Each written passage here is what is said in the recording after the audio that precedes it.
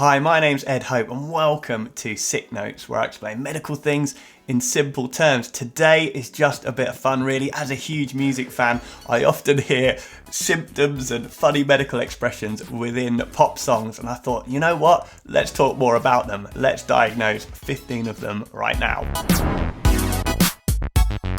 So come on, spin me around now, I don't wanna go home, 'cause when you hold me like this, you know my heart skips a beat.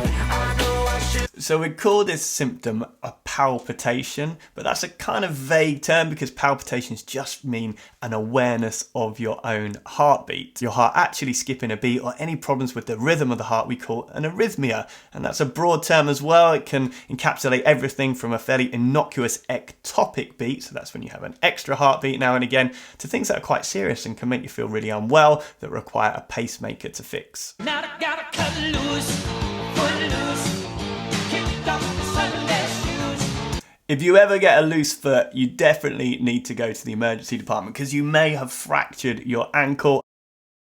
A really common presenting complaint is ankle injury after a fall, and even if it isn't fractured, by that I mean a broken bone, we can get some nasty strains and sprains which are really painful because there's lots of muscles, ligaments and tendons all around the ankle and foot.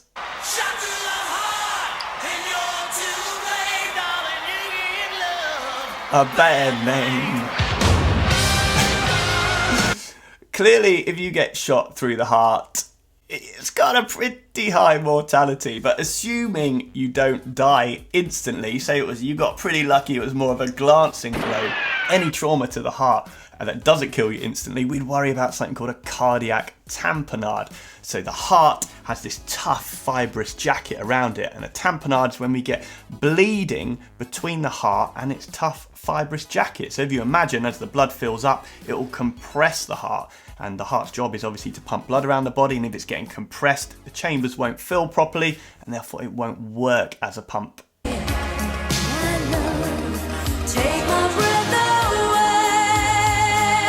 Classic theme from Top Gun, and shortness of breath is a classic presentation to the emergency department.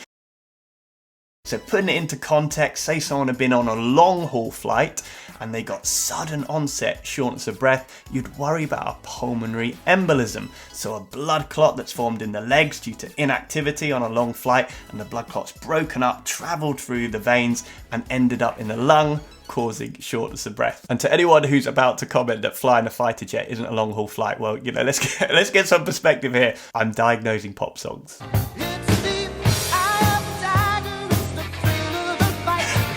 So if you thought the last one was tenuous, then you're in for a real treat here. Eye of the tiger, tigers are orange, orange in the iris of your eye could be a sign of Wilson's disease. Now, Wilson's disease is a genetic condition, so something that you're born with, that means you get a buildup of copper in the body. So that's what you see in the iris.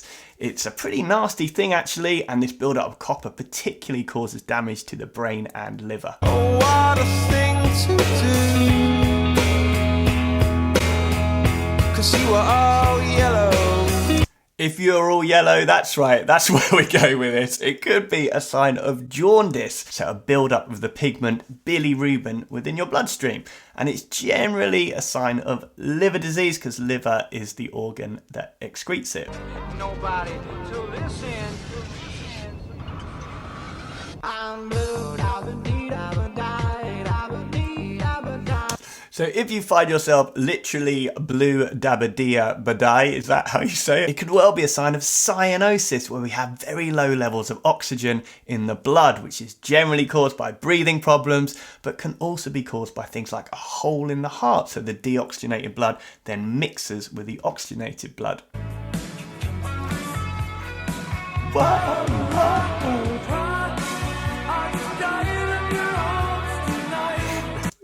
So if someone dies in your arms tonight or any other night, then you should get help, call an ambulance, start CPR immediately, and have a think if there's a defib in the building and someone can run and go and get it, because that is how to save a life.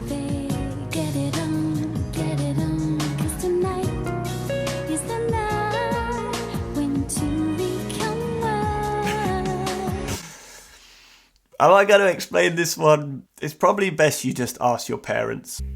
Fever in the morning, a fever all through the night. So fever we generally think of as a sign of infection because your body raises its temperature in order to better fight infection. Although fever can be a sign of lots of things actually, everything from the menopause to thyroid problems to even some MURS girls, yeah, I know you like to bang your don't stay. Well, I'm not sure there's something that stopped your from stinking, but poo is really important. For example, if your stools become very black and tarry, we'd worry about a bleed in the upper part of your gut, because when blood is digested, it turns black. And if your poos become very pale and greasy, we'd worry about a blockage in the biliary system, so where the bile comes into the gut. The reason being is that bile, when that's digested, turns your poo brown. And if there's no poo at all, we'd worry about an obstruction, so a blockage within the bowel. Be wise and keep on reading the signs of my body. I'm on tonight, you know my hips don't lie, and I'm starting to feel your joy. Hips can lie. I saw an elderly lady who'd had a fall 2 weeks previously, who'd come in with ongoing pain in her hip. Turns out she'd fractured it. Unbelievable. So the hips were basically lying to her, saying she could still walk when she shouldn't have been. I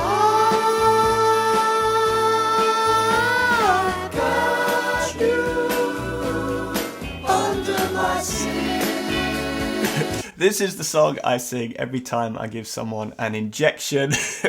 So we have different types of injections. One of the ones we call intramuscular, where the needle goes into the muscle. Another one we call subcutaneous, which literally means under the skin.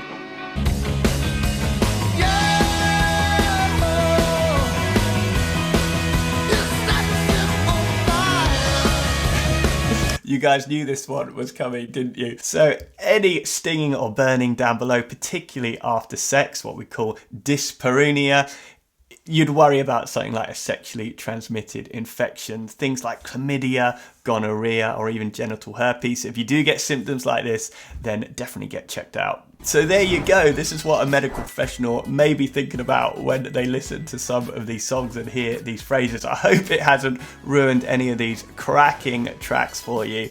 And maybe you learned something from it. Maybe that is a bit ambitious. Any sort of songs or lyrics I've missed, leave the comment below. I'd love to kind of revisit them.